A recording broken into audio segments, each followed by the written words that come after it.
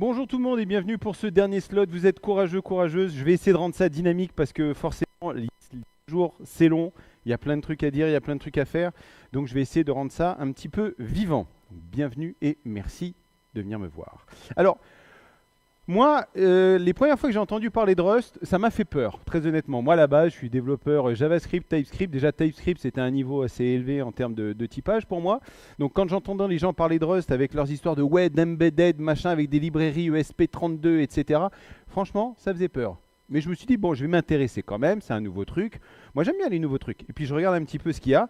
Et on me dit, ah ouais, non, non, mais si tu fais du Rust, tu vas te mettre à roter du sang dans tous les sens. C'est extrêmement compliqué. C'est pas fait pour les gens qui sont tout pourris comme toi. Laisse tomber. Ah, ok. Mais je vais quand même. Ouais, moi, j'aime bien. Je joue à Dark Souls. Donc, j'aime bien la difficulté. Et je me dis, ok, je vais essayer de regarder quand même un petit peu. Je vais regarder un peu la doc, etc. Je vais regarder 2-3 Stack Overflow. Et là, effectivement, je me dis, ah ouais, quand même. On n'est pas chez Mamie, là. On n'est pas chez Mamie. Donc ouais, j'ai mis un peu de temps en fait à percuter quel intérêt ça pouvait avoir pour moi, simple développeur d'applications métiers, CRUD, formulaire, etc. Et à un moment donné, ça a cliqué. Et je voudrais essayer de partager ce clic avec vous et les raisons qui ont fait que ça a cliqué pour moi. Bienvenue à Rust pour des applications métiers. On ne va pas parler d'embarquer, même si c'est génial. On ne va pas parler d'optimisation mémoire dans tous les sens au poil de bits dans un coin d'un 0x quelque chose, même si c'est génial. Non, on va parler d'applications métiers et d'un système de type. Parce que c'est ça, c'est là où ça a cliqué. Parce que moi, je viens d'un monde un petit peu universitaire, de compilation, d'analyse de type, etc. Et c'est quand j'ai commencé à laisser de côté toute la partie ultra technique de Rust et de m'intéresser à son système de type que je me suis dit, ah ouais, effectivement, il y a quelque chose. On va revenir à des trucs un petit peu basiques et puis je vais monter au fur et à mesure. Donc on va revenir à des objets, ce qu'on appelle des structs. Si vous avez fait un peu de C++, c'est un petit peu, voilà, c'est très similaire. Rust est très similaire à C++ sur pas mal de choses. Et les new types. Parce que c'est là où ça a commencé à cliquer. Je prends un cas ultra classique qu'on a vu dans toutes les applications métiers. On a un user et il a un email. La plupart du temps, quand on fait ça, notamment dans mon monde à moi du web, on utilise un string. Voilà. Bon, le problème, c'est que comme un string, ça peut contenir absolument n'importe quoi, on se tartine des ifs dans tous les sens qui contrôlent au fur et à mesure. Est-ce qu'il y a bien un arrobase dans ma chaîne? Est-ce que c'est bien un email? Et donc j'ai tous ces ifs là, et puis des fois il m'arrive de faire des bêtises. J'ai une variable, et puis dedans je vais y mettre mon email. Bah oui, un string dans un string, après tout. Bien. Et oui, ce qui serait pas mal, et ce qu'on cherche à faire depuis, et il y a même Microsoft qui a créé TypeScript entre autres pour ça, c'est d'encoder la logique métier. Ça serait vachement bien. Comme ça on se prendrait vachement moins la tête. Et il y a ça en Rust. On peut encoder la logique métier très simplement d'un type. En fait, on crée ce qu'on appelle un new type, une boîte dans laquelle on va mettre un string. Et ensuite, on va pouvoir implémenter des méthodes sur ce type-là, sur notre boîte, et pour lui dire, le seul moyen qu'on a de faire rentrer un truc dedans, c'est d'utiliser la méthode parse, et elle va porter la logique de validation. Et là, je ne me suis pas pris la tête, j'ai utilisé une dépendance externe pour refaire la validation. Comme ça, je sais que ça respecte tous les trucs pourris qu'on met d'habitude dans des regex, etc. pour les emails. Ça, c'est extrêmement puissant. Ok. Et après, comment on valide ça? Tout simplement, on a une boîte, on valide ça avec des tests. Donc c'est pour ça que je commence à voir un petit peu ces deux points un petit peu partout pour invoquer les méthodes, etc. J'ai les tests. On reviendra un petit peu plus sur les tests après, parce que c'est aussi une belle dinguerie, ça, la manière dont c'est fait. Et grâce à nos boîtes, comme on a des boîtes qui sont estampillées maintenant, on ne peut pas faire rentrer un rond dans un carré, c'est pas possible. L'histoire du string dans le string, ça ne marche pas. Quand je définis un email, il faut que je lui passe un user email, donc il faut que ce que je lui passe, ça soit un user email. Ça peut pas être une chaîne de caractères, ça peut pas être un autre new type. J'ai un adresse là-haut qui contient un string, mais c'est une autre boîte, c'est une autre forme, ça rentre pas. Le compilateur va vous arrêter direct là-dessus. Ça c'est génial, moi j'adore quand le compilateur me défonce la tête. C'est l'histoire même du développeur Rust. C'est comment je vais faire en sorte pour que le compilateur me défonce le plus possible la tête. Il faut que j'utilise le new type qui est prévu. J'ai un user email, je mets dedans un user email. Moi, je suis un mec qui fait du JavaScript, il faut que ce soit simple, sinon j'y arriverai pas. Et en l'occurrence, c'est simple. Et ça suit une logique. D'ailleurs, vous aurez quelques QR codes pour les articles si vous voulez suivre au fur et à mesure. Cette logique-là des new types, des boîtes et de la barrière à l'entrée, ça suit cet article, un parmi tant d'autres, mais celui-là, je l'aime beaucoup, parse don't validate. Parse don't validate, c'est un principe extraordinaire. C'est-à-dire que vous mettez votre barrière à l'entrée, et ensuite, quand vous avez passé la barrière, quand vous avez enfin un user email, vous savez que vous avez un user email. Vous n'avez plus un string, vous n'avez plus une adresse, vous avez un user email. Vous avez votre barrière à l'entrée et après, vous pouvez faire confiance à ce que vous avez. Ça, c'est quelque chose d'assez intéressant. Il y a un autre article que j'aime beaucoup aussi, c'est l'Impurim Sandwich, donc Impure, Pure, Impure, Impurim Sandwich de Mark Zeman. Où là aussi pareil, on a une barrière à l'entrée. Ok, donc là c'est le monde impur, extérieur, qu'on n'aime pas, etc. Là c'est le monde ultra cosy, où on a parsé et on est sûr de ce qu'on a. Et puis après, il y a ce qu'on ressort derrière et qui va dans la nature et qui devient ce qui devient. Impure, pure, impure. Impurim Sandwich. J'adore cet article-là et j'y reviens régulièrement parce que c'est des principes sains d'architecture, mais qui sont dans le système de type de Rust. Et quand on commence à faire un petit peu de type, etc., il y a un des trucs qu'on aime bien, c'est faire des union types, c'est de se dire, ah ouais, j'ai un type qui est soit ça, soit ça. Et j'aimerais bien pouvoir faire une espèce de switch case un peu amélioré avec mes types. Ah ouais, le pattern matching. On prend un exemple tout bête. J'ai une login error. Ça, très souvent, quand on fait des applications métiers, on a des raisons que ça ne marche pas bien. On aime bien les erreurs.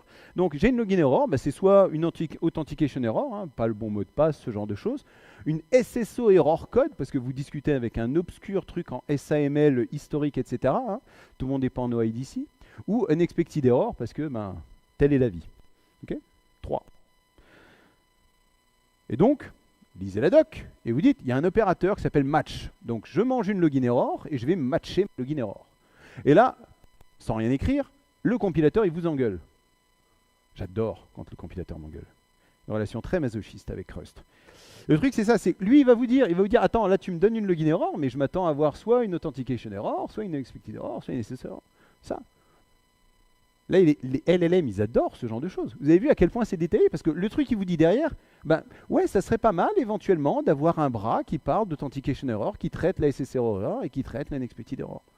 Vous n'avez pas écrit une seule ligne de code que déjà le compilateur il vous attend au tournant. Ok? Sauf que nous on est feignants. Rappel, je fais du JavaScript. Nous on est feignants. Donc on va discuter avec le LSP, donc le Language Server Processing, qui vous dit bah oui, moi je peux te pré-remplir. Je sais déjà ce que j'attends. Je peux pré-remplir. Je peux te générer directement les bras par rapport à ton enum avec des to-do. To-do, c'est super pratique. Ça permet à votre code de compiler. Par contre, si jamais ça arrive là, ça explose. Mais ça vous permet au moins de passer la compilation. Donc là, vous avez déjà vos bras. Et ensuite, vous mettez votre implémentation. Et comme ça, vous dites, OK, quand j'arrive dans le premier, il va se passer ça. Quand j'arrive dans le deuxième, il va se passer ça, etc. On va avoir des matchs un petit peu plus vénères parce qu'en fait, vous pouvez être arbitrairement complexe. Là, j'avais juste fait un pattern matching sur mes différentes alternatives. Mais vous voyez, on peut rajouter des if au niveau des guards. Et vous pouvez dire, donc, quand j'ai une login error, authentication error, et qui contient un truc host dans sa boîte là, et que mon host contient le mot network, ah ouais, là, effectivement, c'est pas cool. Ou alors, vous pouvez faire des contrôles là, et du booléen, machin. Vous pouvez faire ce que vous voulez, en fait, parce que vous suivez le système de type. Et oui. Mais le compilateur, il veille. Vous ne pouvez pas faire n'importe quoi non plus. Si vous commencez à mettre des conditions, le compilateur, il va se dire, mais attends, mais ça n'est plus exhaustif. Là, moi, j'avais les 3, j'étais bien, mais là, tu commences à mettre des restrictions sur tes différents bras.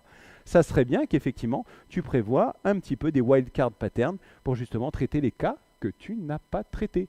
Le compilateur, il n'a qu'une seule obsession, c'est d'éviter que ça explose. En comprenant ce que vous avez fait. Ça, les LLM, ils adorent ça, en boucle de rétroaction.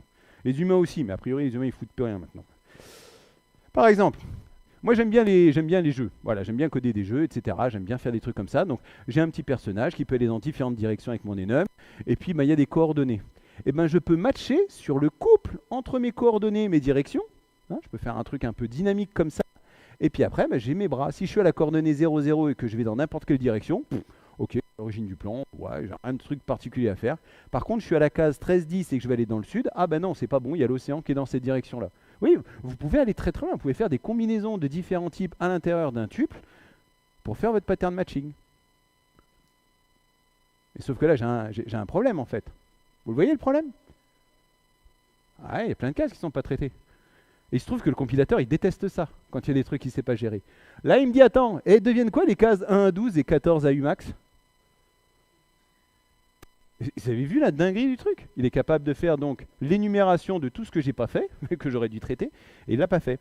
Et il vous propose même, ça serait bien que tu puisses rajouter directement un cas comme ça qui traite ça derrière. Ça serait pas mal. Les LLM, ils adorent ça.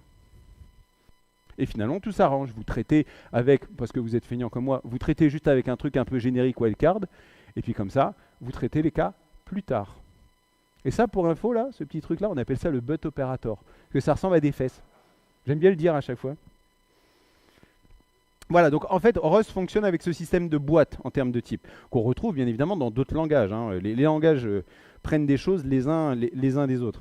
Et ce qui est important, c'est ce qui est à l'intérieur. Je vais prendre une autre boîte. Et là, on va complexifier un peu la chose. Donc, quand vous avez vu passer le user email tout à l'heure, je n'ai pas parlé de ça. Ça, c'est une boîte result qui dit bah, ça va être soit l'un, soit l'autre. Ça va être intéressant parce que, en fait, si ça se passe bien, donc il envoie une boîte qui a un OK qui contient donc ce que je veux, à savoir un user email. Et si jamais ça se passe pas bien, il renvoie une boîte qui est typée R, donc un autre type de boîte, avec dedans un message qui dit ça va pas bien. OK? Ce qui me permet de faire un petit moment caout. Donc je ne sais pas du tout faire la musique du caout, mais je vais vous poser une question. Est-ce que vous savez ce que c'est que la billion dollar mistake? Est-ce que c'est le fait d'avoir renommé MaxScript en JavaScript parce que c'était plus facile à marketer? Est-ce que ce sont les mises à jour Windows qui se déclenchent toujours quand on ne veut pas? Est-ce que c'est l'ajout des hooks dans React alors que les classes components c'était vachement bien? Ou est-ce que c'est l'ajout de null à Algol en 1965? Ça va, ça va. Vous en doutez bien. Oui, c'est l'ajout de null. Null, c'est un vrai problème. Sauf que nous, en JavaScript, on a décidé de faire pire. On a null et on a undefined, vous savez? Parce que nous, quand on fait les choses, on les fait bien. Alors, il y a différents langages qui ont essayé de faire ça un peu à leur sauce. Voilà. Go, notamment, avec ses if-r, différents nil, etc. Ils essayent. Ils essayent. Alors, le truc, c'est que ça devient soit très verbeux, soit c'est soit c'est assez compliqué à gérer. Puis, encore une fois, JavaScript, nous, on a carrément décidé de faire des catch, des throws, et puis... Et toutes ces sauces-là. Bah non, en fait, Rust, ils ont décidé de passer dans le multivers et de dire, bah non, vous devez gérer les différents bras.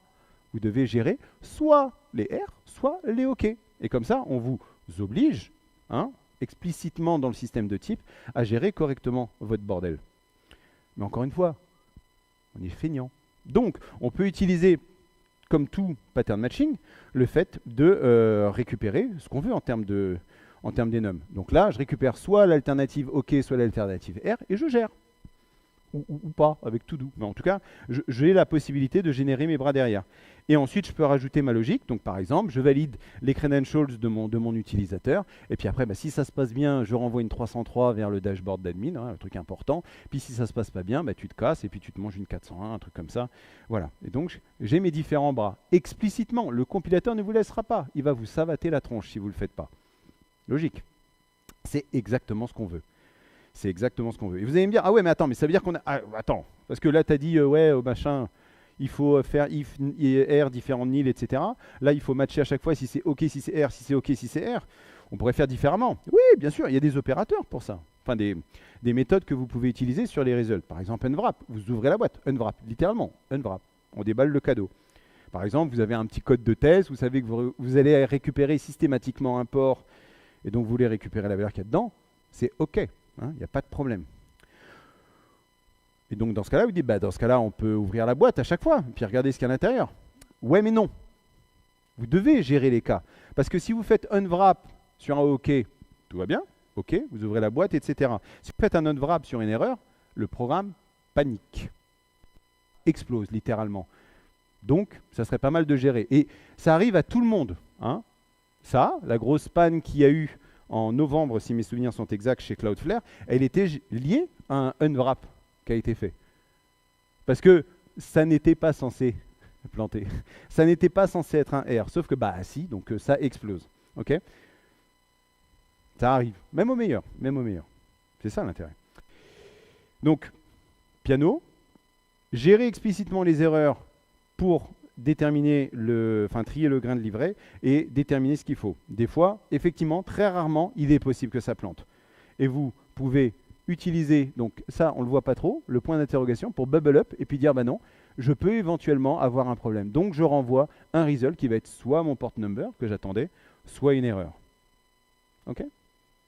Et donc, puisqu'on parle d'erreur, ce qui est quand même quelque chose qu'on fait très régulièrement quand on fait des applications métiers, eh ben, il y a deux crates. Je parlerai des fois des crates, donc c'est des dépendances que vous pouvez installer. Mais ça, celles-là, elles sont assez incontournables. C'est anyhow et diserror. Ça, c'est génial. Pour le coup, quand vous faites des applications métiers, des fois, vous voulez créer une erreur un petit peu là comme ça. Dire, ouais, bon, là, j'ai un problème, il faut que je remonte, j'ai pas besoin de créer un type d'erreur, etc. Non, non. Anyhow, vous créez très facilement une erreur en lui rattachant un contexte. Et dire, ah bah ouais, si jamais j'ai un problème là, tu me crées une erreur un peu générique, opaque, comme ils disent là, mais j'ai pas réussi à détacher le machin. Et ensuite, vous bubble up dans votre fonction. OK?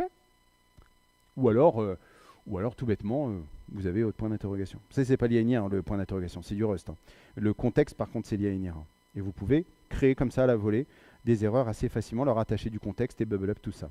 Et this error, c'est un petit peu l'inverse. C'est quand vous avez un vrai type d'erreur, un vrai enum. Voilà, j'ai un data store, ça peut être soit déconnecté, soit il y a des données qui ne sont pas disponibles, soit tu m'as envoyé un mauvais header, etc. Ou soit vraiment, je ne sais pas ce qui se passe. Voilà. Là, avec this error, vous pouvez utiliser, donc je ne rentre pas spécialement dans le détail, mais des annotations. Voilà, on va reprendre du langage un peu de langage Java, TypeScript, tout ça un peu traditionnel. Vous pouvez mettre vos annotations pour très facilement avoir vos messages d'erreur en clair. Donc la traduction de vos enums avec de la substitution de variables, voire même avoir de la substitution de variables avec des structs qui sont un peu plus complexes. Ça va assez loin, quoi. Et vous avez tout ça à l'intérieur de votre type d'erreur. Vous n'avez pas à vous en préoccuper derrière. Vous avez directement. Donc ça commence à être plutôt sympa, en fait, en termes de gestion. Ce qui me permet d'introduire, en fait, le sujet des traits. Parce qu'on a nos objets, ok, qui peuvent être plus ou moins complexes. On a nos boîtes dans lesquelles on peut mettre des trucs, etc. Ok, ça c'est plutôt cool. Maintenant, ça serait bien de faire causer des boîtes avec d'autres boîtes, mais de causer un petit peu plus de la forme des boîtes et des contraintes qu'on va leur mettre. Donc, les traits, c'est quoi? C'est assez simple finalement, ça ressemble beaucoup au système des interfaces, je prends ça au sens large, hein, pas spécialement sur un langage en particulier. Là, par exemple, j'ai un exemple très simple, j'ai un trait, je vais dire, c'est quoi un payment processor pour moi? C'est un truc qui a une méthode sendPayment, d'un sender vers un récipient, donc quelqu'un qui envoie, quelqu'un qui reçoit. Ça peut éventuellement planter, hein, faut quand même le reconnaître, surtout quand ça passe par le réseau. Et ensuite, je dis, bah, je vais gérer mon processeur de paiement à moi. Et donc, mon processeur de paiement à moi, eh ben, je vais commencer à l'implémenter. Et là, vous voyez que le compilateur garde un œil quand même sur ce que je fais. Il dit, attends, tu as créé un trait, tu vas implémenter le trait payment processor pour décrire ton payment processor à toi. Il manque des trucs là. Il manque des trucs. Il faut que tu implémentes la méthode setPayment, etc. Les LLM, ils adorent ça. Et oui, parce que plus vous documentez vos traits avec des méthodes complexes, plus les LLM ils peuvent utiliser leur boucle de réaction là-dessus, de rétroaction. Et donc, encore une fois, je fais du JavaScript, donc je suis feignant. Le LSP, il est là. Je lui dis, vas-y, génère-moi tout ce bordel. Et donc, avec le LSP, on peut générer effectivement la partie de la signature avec un joli petit to-do qui n'attend qu'une seule chose, c'est votre code métier. Ça, c'est plutôt cool. Vous avez des traits dits standards, donc qui sont livrés avec la STD library de Rust, qui sont assez cool. Donc on va reprendre un exemple un petit peu plus simple de login error. J'ai que deux cas. Soit j'ai une erreur d'authentification, soit j'ai une erreur que je ne sais pas gérer. Et vous vous dites, j'aimerais bien débugger ce truc-là, hein, dans ma STD out, etc. Parce que j'ai des erreurs, donc j'aimerais bien le voir. J'aimerais bien pouvoir manipuler le truc. Dans ma STDR, pardon. Et je vois qu'il y a une super fonction, là encore, je ne rentre pas dans les détails, qui s'appelle DBG. Ok, avec un petit point d'exclamation. Ok, je m'en sers. Et là, comme d'habitude, le compilateur, il arrive, il met 2-3 coups de batte de baseball, il me dit, ah mais non, mais là, ton type, il n'implémente pas des bugs. Ah, mais des bugs, c'est quoi? Ah, c'est un trait. Ok. Et il est super gentil parce que, en plus, il me dit, ouais, tu pourrais dériver le trait des bugs sur ton objet, là, sur ton struct. Ah bon? Et oui. Vous pouvez utiliser donc la notation derive. Encore une fois, j'utilise cette terminologie-là pour justement dire, bah, mon type, effectivement, si ça se passe bien, vas-y, implémente des bugs automatiquement pour moi, s'il te plaît. Parce qu'encore une fois, je suis feignant. Ok, mais si on veut expliciter clairement ce truc-là, pourquoi? Enfin, comment ça marche? Ça va me permettre de rentrer sur le pourquoi on arrive à dériver le type. Là, par exemple, si je dis je veux implémenter spécifiquement le trait debug, je ne veux pas le dériver pour mon login error, je peux utiliser le LSP pour générer ce qui va bien. Et en fait, là, je vois l'implémentation par défaut, qui aurait été celle qu'il aurait fait si j'avais juste gardé le derive debug. En fait, ce qui fait que lui, en interne, il va dire, ok, donc je vais pattern matcher sur ton login error, et je vais dire, bah, dans le cas d'un auth error, je vais littéralement écrire auth error en debug, et je vais débugger ce que tu as dans ta boîte. Pareil pour l'unexpected error. Donc il met le nom de l'enum, enfin le nom du bras, et puis après, il met ce qu'il y a à l'intérieur. Et donc c'est récursif. Enfin, si je donne un enum, un nutype, il va faire ça récursivement. À la base, automatiquement. Donc après, moi, je peux customiser en fait ce truc-là et puis lui mettre mon propre code. Admettons que dans mes boîtes, j'ai des trucs qui ont une méthode source qui me permettent de remonter à la source de l'erreur, de la source de l'erreur, de la source de l'erreur. Je peux utiliser un joli while, là, comme ça, un petit whilelet, pour parcourir mes différentes erreurs et puis faire un cause by qu'on voit dans tous les langages. Et après, quand je fais le debug de mon erreur, je peux avoir non pas simplement le auth error avec mon erreur, non. Plutôt que d'avoir plus que fail to login user, je peux avoir mon implémentation custom du trait debug pour mon type, pour avoir ma sauce. Plutôt cool ça. Ça, c'est quelque chose qui fonctionne très très bien quand on commence à attaquer ce qu'on appelle les blanket implementation. Ça c'est magique. Ça fait partie de tout un tas de trucs un peu magiques au début, hein, quand on ne connaît pas. Mais après, on en devient très vite accro. Par exemple, je parlais de loguer. Et là, je me dis, ah ouais, j'aime bien loguer, mais je voudrais customiser un peu ce qu'il affiche quand on log. Ok, bon, pourquoi pas. Et je me dis, bah, je vais faire un trait loggable avec une fonction qui s'appelle, une méthode qui est censée s'appeler log sur mes objets. Et puis en plus, je me fais un petit objet 4 là, parce que j'aime bien les chats, et qui va avoir un nom. Ok, très bien. J'ai ma fonction main, et puis je commence à me dire, ah bah oui, j'ai fait une liste de noms, voilà, 1, 2, 3, et je voudrais appeler ma méthode log dessus. Ah bah oui, mais il faut que j'implémente le trait loggable. J'ai créé un trait spécifique pour mon bordel. Il faut que j'implémente, il faut que je dise qu'est-ce qu'il y a dans cette méthode log pour mon arrêt de nombre. Pareil pour un string, je crée un string. Ah bah oui, mais il va falloir que j'implémente le trait pour ce string. Pareil pour mon chat. Mon chat, je crée un objet 4, il va falloir que j'implémente le trait loggable pour 4. C'est relou ça d'implémenter à chaque fois des traits, des traits, des traits, même si on peut générer une partie des choses. En fait, ce qu'on peut faire, et ça c'est magique, en fait ce qu'on peut faire, c'est faire un impl t loggable for t, where t debug. C'est-à-dire que tout ce truc, tout objet qui implémente déjà debug, va implémenter automatiquement loggable en utilisant l'implémentation que je mets là. Et donc, mon chat, je lui dérive des bugs, parce qu'on a vu que ça se pouvait se faire très simplement. Mes nombres, ils implémentent déjà des bugs. Mon string, ils implémentent déjà des bugs, hein, c'est dans la std. Et donc, automatiquement, ils vont implémenter loggable avec la base de cette implémentation-là. Ça, c'est génial. Parce que la conséquence derrière, c'est que si vous avez différentes équipes qui travaillent sur différents périmètres fonctionnels avec différents traits, à partir du moment où vous êtes capable de dire, ok, vous avez implémenté ces traits-là, ces machins, mais à partir du moment où ils implémentent ce trait-là, ça implémentera automatiquement nos traits à nous, et ben, en termes d'abstraction, vous avez tout gagné. Ils ont un contrat un petit peu d'interfaçage, hein, pour reprendre cette terminologie métier-là, et donc vous pouvez automatiquement dériver des choses, sans avoir à écrire davantage de lignes de code que ce qui va vous permettre de faire la glue entre les deux. Vous implémentez des bugs, c'est bon, on gère. Importez loggable, et c'est bon, ça va marcher, automatiquement. Et des types, des traits, des new types, etc., vous en avez énormément dans Rust. Vous avez Option, qui vous permet de gérer donc un peu plus finement l'aspect nul ou pas nul. En l'occurrence, vous avez soit quelque chose, somme quelque chose, ou non. Voilà, mais vous êtes obligé de gérer le cas où c'est non, de la même manière qu'il y avait OK et R. Vous avez debug ou display, debug quand vous voulez débugger, display quand vous voulez afficher, ce genre de choses. Deref, c'est très puissant, donc quand vous voulez déréférencer les pointeurs. Je ne rentre pas trop dans la technique, mais ça peut être intéressant. Drop, on le reverra après, c'est qu'est-ce qui se passe quand votre variable sort de la closure. Quand on détruit la closure et qu'on détruit la variable. On peut faire des trucs avec ça. On peut faire des trucs vraiment cool. Et là, je vous parle de type, je vous parle de traits, donc de contrat entre les différents objets. Donc on va passer au niveau encore au-dessus. Et on va parler de quand les traits, entre eux, ils vont causer entre eux. On va parler architecture hexagonale. Parce que voyez-vous, quand on revient à la définition même de l'architecture hexagonale avec ses ports, ses adapteurs, etc. Je vais faire un crash course 2 secondes. Grosso modo, c'est comment des trucs vont se brancher avec d'autres pour qu'on puisse les remplacer éventuellement et avoir des implémentations alternatives. Mais quand on dit ça, en fait, avec des trucs qu'on met et qu'on va remplacer par d'autres, on définit des contraintes. On définit un contrat. On définit des traits, en fait. Et quand on parle par exemple d'adaptateur d'une REST API, d'adaptateur d'une CLI, d'adaptateur de quoi que ce soit, mais c'est quoi une REST API? C'est quoi une CLI? C'est des objets destruct qui satisfont à des contraintes. Donc quand vous faites du Rust, vous commencez à avoir des traits partout. Parce que tout ça, c'est des contraintes, c'est des contrats d'interfaçage. Les traits, ça n'est rien d'autre que ça. Bien évidemment, avec des implémentations peut-être automatisées, avec les blanket implementation. Et ça, c'est extrêmement puissant. Et c'est OK. Vous pouvez très bien avoir un type qui dit, moi j'ai une fonction voilà, qui prend 2 fonctions génériques en paramètres, et pour mon type foo, il faut qu'il implémente clone et debug. Pour mon type bar, il faut qu'il implémente display et partialEc. Ça vous parle probablement pas ces traits-là, mais c'est pas grave. Vous définissez clairement dans le système de type quelles sont les contraintes que vous acceptez en entrée de manière exhaustive, de manière à ce que le compilateur puisse le plus rapidement possible vous savater la tronche si vous mettez un pied en dehors de ce qui était prévu.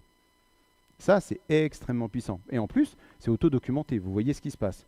Et quand vous en arrivez à un certain stade en termes d'architecture hexagonale, vous pouvez même vous permettre d'avoir quasiment du code qu'on appelle en point free. Vous dites, je récupère le repository de mes auteurs, je vais créer un auteur en lui passant le domaine, je wait parce que voilà, des futurs, etc. C'est asynchrone.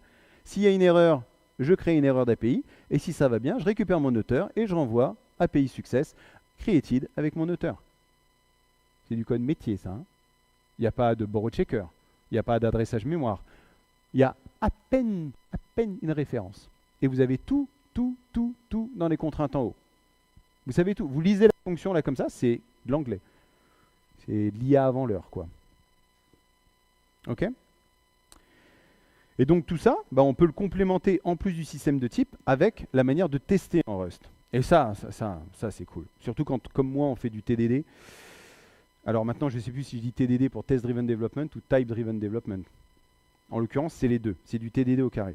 Parce que, en fait, les tests unitaires sont colocalisés avec le code. La première fois que j'ai vu ça, j'ai fait, mais vous êtes zinzin. Et la deuxième fois, j'ai fait, c'est génial. Parce qu'en termes de documentation, vous arrivez, vous n'avez pas besoin d'ouvrir un autre fichier. Vous avez tout au même endroit. C'est quand même super cool.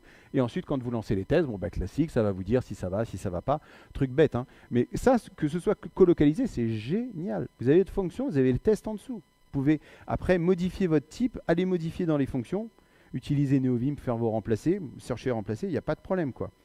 Et donc, je vais revenir 2 secondes là-dessus. Là, j'ai mis mon triple slash avec ma documentation, parce que je suis un mec quand même un petit peu bien, quoi. Bon, j'ai généré ça avec Claude, mais je mets ma documentation là-haut avec mon petit assert pour dire, bah, c'est censé dire, quand on fait 5 plus 5, faire 10. Voilà.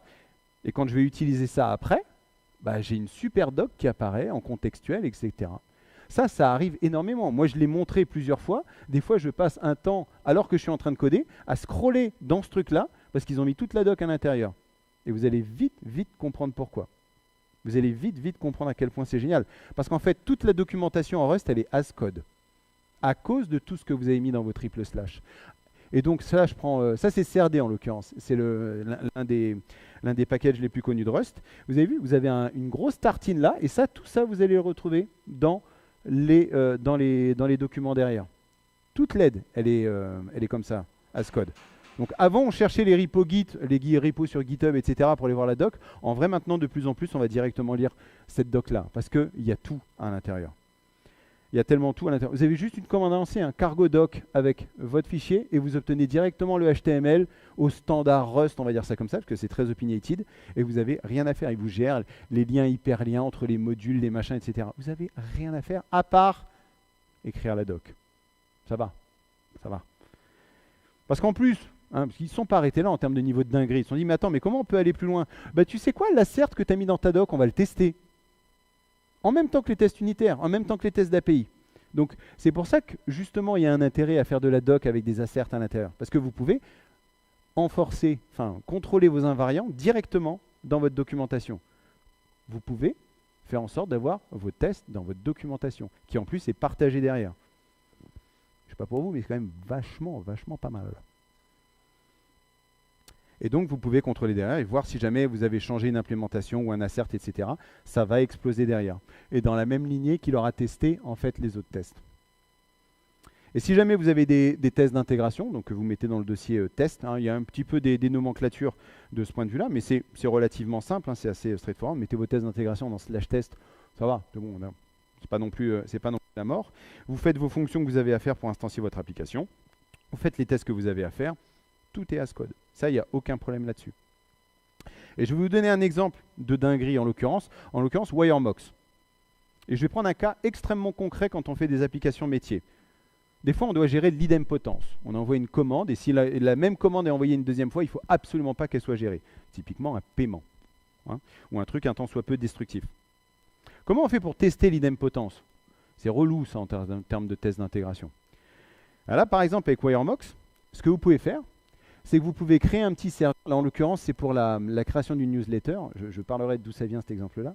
Mais en l'occurrence, vous avez fait votre setup et vous créez votre petit serveur qui va dire, bah, si jamais on fait un post sur slash email, on va renvoyer 200 pour dire qu'on a envoyé un email en termes de test d'intégration. Là, vous voyez un petit expect one. OK, très bien. Et ensuite, vous montez ça dans votre state d'application, dans une variable à l'intérieur de votre struct, de votre objet d'application. Vous faites votre login, vous envoyez votre première commande, là, le vrai post. Ça envoie un email, et vous faites la deuxième requête, et puis là c'est censé ne pas envoyer une deuxième requête. Et comment vous le contrôlez? À partir du moment où vous sortez de la closure et que tout ce bordel-là est détruit, là, vous avez créé quelque chose qui utilise le trait drop, et quand elle est droppée, il fait le contrôle, il dit combien j'ai reçu de requêtes? 0, c'est pas bon. 2, c'est pas bon. 40, c'est pas bon. 0, enfin, ou 1, pardon. 1, c'est bon. 1, c'est bon. C'est-à-dire qu'il n'y a même pas eu besoin de faire un assert à la fin. L'assert est inclus dans la définition du serveur moqué. C'est génial, WireMock, pour des tests d'intégration. Et ça, c'est l'illustration d'un écosystème, en fait, d'une manière générale, qui m'a fait basculer. Ça, c'est le moment où ça a fait clic. Parce que, ok, le langage est intéressant, la STD est intéressante, c'est histoire de type, machin, etc. C'est intéressant. Et puis après, j'ai vu toutes les dingueries qu'ils font à côté. Par exemple, une autre crate que j'aime beaucoup, c'est SQLX. Parce que moi, je viens d'un monde, en fait, où on a des ORM. Honnêtement, c'est assez éclaté au sol, entre Prisma, TypeORM, etc. Ça fait mal au crâne à chaque fois que je dois m'en occuper. Et quand je reviens à l'origine, je me dis, mais pourquoi on a des ORM? Pour gérer les migrations de schémas, ok. Mais aussi parce que SQL, c'est une chaîne de caractères. C'est relou à tester. C'est relou. On est là, comme ça, on voit une chaîne de caractères. Des fois, s'il y a des left, outer, join, etc., on se dit, mais est-ce que c'est bon, est-ce que c'est pas bon? Bah, SQLX, il en est capable de vous dire si c'est bon ou si c'est pas bon. SQLX, il est capable de parser la ligne. Il est capable de l'envoyer à un conteneur de base de données que vous avez passé avec des var d'env, etc. Imaginons que vous avez un petit Postgres qui tourne. Ou vous pouvez le faire de manière statique. Ça, je ne rentre pas dans les détails. C'est déjà assez dingo comme ça. Et il est capable de vous dire, là, tu n'as pas écrit status. Tu as écrit statut. Et il peut gérer des requêtes arbitrairement complexes. J'ai pas réussi à atteindre le bout. Là, en l'occurrence, déjà, je me suis dit, je suis à 2 left outer join avec des comparaisons, etc. Il est capable de me choper. Bon, ça va, je pense que je peux gérer 80% de mes soucis avec SQLX. Ça c'est extrêmement puissant parce que j'ai pas compilé mon code. J'ai pas compilé mon code. C'est SQLX à travers le compilateur, etc. qui me dit non, gamin. Non, gamin, c'est pas possible. Et quand ça fonctionne et que j'écris pas n'importe quoi là-dedans, bah, j'ai bien tout mon truc en point free, etc. Voilà, ça c'est du code que j'écris tous les jours en JavaScript. Juste, il est écrit en Rust. Voilà, c'est tout. J'ai mes petites closures avec mon map et tout. J'ai mon itérateur. À la fin, je collecte les résultats et je renvoie une boîte OK qui contient ce que j'ai récupéré de la base de données et que j'ai mappé dans mon DTO, etc. C'est simple, Rust. Vraiment. Et des crates comme ça, il y en a plein. J'ai évoqué rapidement CRD parce que c'est une dinguerie, CRD. Enfin, en termes de sérialisation, désérialisation de JSON, vous pouvez arbitrairement, à la volée, de manière dynamique, parser du JSON en entrée ou le rendre. Vous pouvez substituer des champs. Enfin, vraiment, c'est assez bluffant. Terra, je m'en suis servi pour du templating. Parce qu'il se trouve qu'une autre de mes grandes passions, c'est HTMX. Voilà, HTMX mentionné. Et Terra permet justement de tout ce qui est SSR, de rendre du HTML côté, côté serveur, côté Rust, avec voilà, du placeholder, voilà, ou des templates, des machins, de la réutilisation de composants. Donc ça, c'est super cool. Chrono pour tout ce qui est temporel, etc. Bon, là aussi, vous imaginez bien qu'à partir du moment où on a le système des types, des traits, des new types, et que tout ça, c'est statiquement typé, fortement diraient certains, on peut aller très très loin. Et il y en a plein, il y en a plein. J'ai même pas parlé d'asynchrone. Déjà ça, c'est un autre niveau encore. Et ça, c'est lié, c'est composé derrière, toutes ces bibliothèques, ces machins, ces librairies, ces crates, dans des frameworks. Et c'est là que je me suis dit, ouais, il faut peut-être que je me mette à la page, parce que nous, on a nos petits frameworks, pardon, nos librairies front qui font des trucs. Non, en Rust, ils ont décidé, non, on va faire des frameworks, parce que nous, on a envie de faire les choses un peu sérieusement. Donc au début, on avait des choses qui ressemblent un petit peu à ce qu'on a dans le monde JavaScript, des Express, des Fastify, etc., avec Axiom et ActixWeb. Axiom, Axiom, en fait, on peut carrément générer sa spec OpenAPI, donc ils sont quand même allés un petit peu loin dans le délire. C'est plutôt pas mal pour le coup. Moi, je m'en suis servi sur pas mal de petits projets pour avoir juste une petite API HTTP. C'est très cool, ça fonctionne très bien. Et il y a ActixWeb, qui est un petit peu la même chose. Ce qui est génial avec ActixWeb, je vais m'attarder 2 secondes dessus, c'est que vous pouvez implémenter ce qu'ils appellent des extracteurs. Donc vous avez, voilà, je dis votre handler dans votre contrôleur, vous dites, bah voilà, je vais accepter une requête post sur /submit, ok, et je vais accepter un JSON en entrée qui est censé correspondre au struct info, donc avec un username. Et puis après, je fais des trucs avec. Ok. Déjà là, si jamais votre post submit reçoit un JSON qui n'a pas cette tronche-là, il renvoie automatiquement une 400 par défaut. Donc vous n'avez pas besoin d'implémenter la logique, de rajouter un middleware, etc. Non, dynamiquement, il va dire ça va pas. Et ça marche pour du JSON, ça marche pour des formulaires, ça marche pour un tas de trucs. Et là où ça commence à être sympa, déjà ça c'est un niveau de sympathie que je trouve pas mal. Mais vous pouvez créer vos propres extracteurs. Et oui, à partir du moment où vous satisfaisez aux contraintes des traits. Vous implémentez le trait extracteur pour votre objet avec ses méthodes, etc. Vous rentrez dans le cycle de vie des traits et vous implémentez le truc. ça va le gérer direct. Moi, par exemple, j'en ai fait un pour de récupérer dans les cookies la session de l'utilisateur dans mon type de session avec les données que je veux stocker dans ma session. Et ça marche nickel. C'est-à-dire qu'à partir du moment où il y a une requête qui arrive et qu'il n'y a pas ça, 400. Et j'ai pas à me prendre la tête avec ça. Ou autre chose, hein, vous pouvez customiser. Par défaut, c'est 400. C'est pas mal déjà. Mais ça, c'est le niveau 1. Parce que ça avance. Ils se satisfont pas vraiment de ce qu'ils ont. À chaque fois, ils vont se dire, ok, mais que font les autres, comment on pourrait améliorer, etc. Alors, il y en a un que j'aime beaucoup. C'est Dioxus. Alors, Dioxus, il est vraiment pas mal parce que là, ils se sont dit, vous savez quoi, on va aller le plus loin possible. À tel point qu'ils ont implémenté leur propre version du JSX. Pardon, TSX, parce que c'est fortement typé. Voilà, avec vos mini-closures à l'intérieur, pour faire voilà, la sauce Rust. Mais vous avez directement dans votre Rust, vous pouvez directement créer vos composants avec l'équivalent du JSX TSX. Là aussi de manière totalement arbitraire, avec de la réutilisation de composants, etc. Puis ils se sont dit, mais non, mais ça va pas assez loin. Si on fait juste ça, on est juste au niveau de Next.js. Non, en fait, ce qu'on va faire, c'est qu'on va faire un écosystème complet isomorphique sur toutes les plateformes. C'est-à-dire que vous pouvez, en Dioxus, avec une seule base de code Rust, faire une application web, une application mobile, une application native Windows, Linux, etc. Vous pouvez faire du WASM, vous avez du Hot Module Reloading grâce à Subsecond, donc vous avez le rafraîchissement de vos composants en réel, etc. Enfin, on pourrait faire une conf entière sur Dioxus, et il y en a qui ont fait des confs entières sur Dioxus. C'est absolument bluffant en fait. Moi j'avais l'impression d'être, vous savez, dans 2001 les singes là au début. Ouais, Dioxus c'est le monolithe, hein, clairement. Et vous avez toute la puissance du langage de Rust derrière. C'est ça surtout ce qui est intéressant. Après, si vous êtes un peu plus down to earth et que vous venez des mondes un peu plus traditionnels en termes d'appli, il y a des trucs qui sont beaucoup plus raisonnables, j'ai envie de dire. Parce que Dioxus, c'est génial, hein, pour le coup, c'est extrêmement puissant. Mais si vous êtes plus habitué au mode de fonctionnement type Ruby on Rails, ce qui est très bien, en l'occurrence en termes de framework, il y a largement de quoi faire. Loco, en l'occurrence, il y a une conf sur Loco de Sylvain Wallace qui est vraiment très bien là-dessus.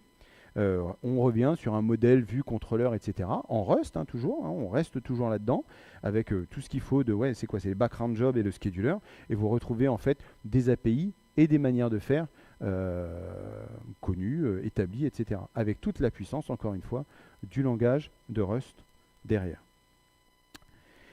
Et si vous voulez aller plus loin, il y a différentes ressources que vous pouvez utiliser si vous voulez vous mettre le pied à l'étrier ou accélérer sur Rust si vous avez commencé à vous y intéresser. Ou si, comme moi au début, vous avez dit « Ah non, mais là, vos histoires de box, mute, arc, mutex, etc., je ne vais pas en entendre parler », il y a moyen de repartir de beaucoup plus basique et de ne pas avoir besoin de tout ça. Il y a ce bouquin-là qui a été très formateur pour le coup, Zero to Production in Rust. Je lui avais consacré pas mal d'attention à un moment donné. Donc il fait 600 pages, mais pour le coup, vous partez vraiment de zéro. Donc vous commencez par installer Rust, et après vous arrivez à la fin sur de la tolérance de panne de votre API. Donc ça couvre les tests, l'intégration, ça couvre. Bon, il y a aussi une partie un peu déploiement sur DigitalOcean. Ça, vous n'êtes pas obligé de le faire pour leur filer du pognon. Après, vous pouvez faire ça où? Moi, je l'ai fait avec de l'Infomaniac, par exemple. Mais c'est vraiment très très bien et c'est très très progressif. Donc là aussi, vous pouvez partir avec une expérience de dev web, encore une fois, assez basique par rapport à ça. Et après, il y a d'autres ressources que vous pouvez utiliser. Il y a Learn Rust with Entirely Too Many Linked Lists. Celui-là, je l'aime beaucoup. Alors là, c'est par contre si vous voulez rentrer dans les aspects plus techniques de Rust, hein, vraiment tout ce qui va être borrow checker et autres sujets un petit peu piquants comme ça. Celui-là, il est bien parce qu'en fait, vous allez faire des listes liées dans tous les sens, donc des parcours de graphes, après ce genre de choses, et uniquement en utilisant ce concept-là, mais en l'implémentant de plein de manières différentes. Ça, c'est super fun pour le coup. Alors là aussi, il faut y aller piano parce que si vous commencez au milieu alors que vous ne maîtrisez pas certains concepts, ça va piquer. Hein. Entre le reference counting et le atomic reference counting, les box, etc. Oui, là, ça risque de piquer un peu. Mais très progressivement, en fait, c'est ça le truc, c'est que vous ajoutez dans votre toolbelt des outils au fur et à mesure de la toolbelt Rust, parce que c'est des choses que le compilateur va contrôler derrière. Donc, bien évidemment, à un moment donné, vous allez vous faire savater pour une histoire de référence mutable, partagée, ce genre de choses, de temporary value when drop. Oui, bien évidemment, si vous n'avez pas passé les cases du jeu de loi à ce moment-là, ça risque de piquer. Et je pense qu'il y a beaucoup trop de gens en fait qui essayent de commencer trop loin parce qu'ils ont vu un tuto, un machin, etc., une vidéo. Alors que je pense que de recommencer à la base, et notamment même j'aurais pu mettre le Rustbook, la documentation de base très basique, ça suffit. Ça suffit pour avancer au bon rythme. Et en termes de chaîne YouTube, celle-là, je l'aime en particulier, Let's Get Rusty, parce qu'il a plein de petits cas où justement son objectif, c'est la pédagogie, c'est Rust Education for Everyone. Donc là aussi, vous repartez de trucs extrêmement basiques et vous commencez par un truc que vous comprenez absolument pas, totalement abscon, parce que là, on parle quand même d'un async thread avec un pinbox d'in future output. La première fois que j'ai lu ça, pareil, j'ai fait wow, c'est pas le même langage. En l'occurrence, si c'est le même langage, parce que chacun de ces caractères, il a un sens. Donc là aussi, une approche très pédagogique pour vous expliquer ce qui se passe, comment ça peut vous intéresser derrière. Et donc, vous rajoutez au fur et à mesure des outils dans votre toolbelt. Voilà. Oui, bah, je vais finir en fait par voilà, ma présentation. Donc moi en fait, je connais bien les applications métiers parce que j'ai passé une douzaine d'années dans le monde des ERP. Alors s'il y a bien un truc qu'on bouffe dans les ERP, c'est des applications métiers. Malheureusement, il n'y a pas de jeux vidéo, il n'y a pas de trucs très fancy dans les ERP. Non, non, c'est des business process, c'est du flux, c'est de la compta, c'est des commandes, voilà, c'est des trucs qui sont terre à terre, mais qui manifestement payent des salaires. Donc voilà, plein de flux compliqués comme ça. Et après, je suis passé sur le web, notamment pour faire des applications métiers. Et puis maintenant, bah, j'ai bifurqué pas mal sur Rust parce que bah, on peut faire des trucs assez chambés avec ce langage, il se trouve. Et donc je m'appelle le permacodeur parce que j'ai une chaîne Twitch, j'ai une chaîne YouTube, voilà, on fait des trucs assez sympas. On fait, voilà, en l'occurrence, l'Advent of Code. Alors, je suis très content, j'ai fini le jour 9, voilà, je l'annonce. Je suis très content. Mais voilà, on fait pas mal de trucs. Je fais aussi du commentaire d'articles pour justement essayer de contextualiser certains éléments de la tech, que ce soit la souveraineté, que ce soit voilà, notre monde, notre métier de développeur et de développeuse qui est en pleine transformation, qui est certainement pas en train de disparaître. Et il y a pas mal de choses à en dire. Voilà. Donc j'ai parlé un peu trop vite comme d'habitude. Je vous laisse avec ça. Donc mon Linktree avec tous les liens si ça vous intéresse. Et puis surtout les feedbacks si jamais vous voulez bien en donner. Ça me ferait très plaisir. Merci beaucoup à vous. Merci à la Touraine Tech. Et puis on a du temps pour les questions.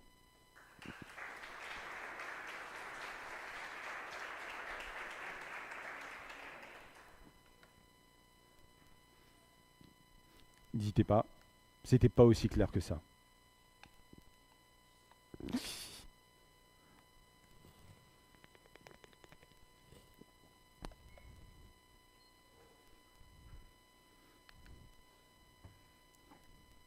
Regardez des documentations de Crate, hein. Vraiment, c'est là où j'ai commencé à progresser et me dire, mais attends, mais comment ils font des trucs aussi zinzin? Alors après, des fois, c'est un petit peu râpeux parce que ça rentre dans les pinbox, ArcMutex, etc. Mais rien que les documentations permettent de comprendre, ok, comment fonctionnent les traits, comment ils font les relations entre eux, quelle blanket implementation ils utilisent éventuellement. C'est extrêmement enrichissant pour le coup. J'ai progressé, hein. Je pense que même tout le monde devrait s'intéresser, alors pas au langage en général, mais à Rust en particulier, juste pour devenir de meilleurs développeurs et de meilleures développeuses. Juste ça. Moi, Zero to Production in Rust, ça a permis de reposer des mots sur des concepts, des machins, des choses qu'on a pu tester ou faire empiriquement. Mais là, on a des vrais mots, des vraies définitions, parce que c'est dans le système de type.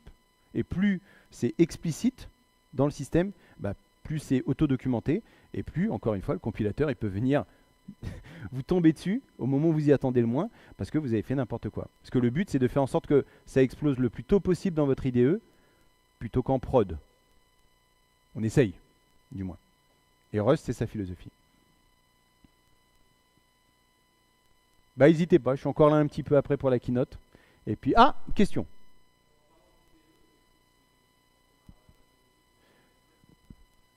Oui, alors en fait, ça se base sur le principe des language server. Alors, je répète la question. Pour les IDE, alors comment ça se passe effectivement au niveau des IDE? Est-ce que dans VS Code ça marche, etc. Alors là, par exemple, j'avais donné un exemple avec NeoVim. En fait, tous les IDE peuvent utiliser ce qu'on appelle un LSP, un Language Server Processing, et donc ils vont causer avec ce serveur-là pour faire ce qu'ils ont à faire. C'est pas VS Code, par exemple, qui va regarder du Rust ou du Python, etc. Non, ils passent tous par une API un peu commune qui est le LSP. Ils se branchent dessus et c'est ça qui fait que tu peux dire, bah voilà, mon fill match arms, les contrôles, etc. Ou qu'on fait du refactoring, etc. Donc moi, par exemple, je l'ai en NeoVim. Donc si je l'ai dans NeoVim, vous l'avez dans IntelliJ, dans VS Code, dans Eclipse. Est-ce qu'il y a encore des gens qui utilisent Eclipse? Mais oui, voilà. Et pour le coup, c'est très puissant. Le LSP de Rust, c'est très puissant. Parce qu'il s'appuie, entre autres, sur le système de type. Il ne pourrait pas faire tout ce qu'il fait, les fill match arms, si par exemple, ce n'était pas dans le système de type. Ça ne serait pas possible. Ça serait éventuellement comme le fait TypeScript. J'ai tendance à dire maintenant que TypeScript, c'est mon linter préféré. C'est pas un système, enfin, il y a un système de type dans TypeScript, mais comme il est que au niveau de la définition du code, etc., et qui disparaît au runtime, c'est une limite en soi. Ouais, c'est puissant. Puis je découvre des trucs à chaque fois, moi que j'ouvre le LSP, j'ai une nouvelle action, je fais, oh, on peut faire ça. Ce qui me permet de parler de Clippy. Clippy, c'est un peu le linter de Rust, on va dire ça comme ça.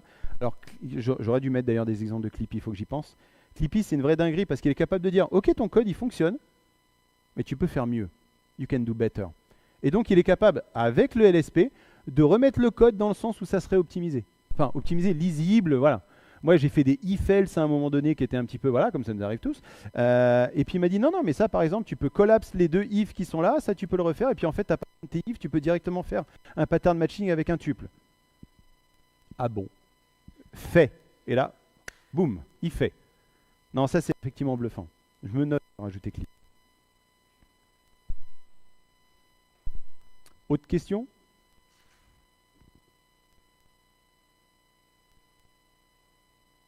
Bah écoutez, si c'est bon pour vous, c'est bon pour moi. Petit café avant la keynote. Merci à vous. Merci à la Tour Tech. Merci aux sponsors.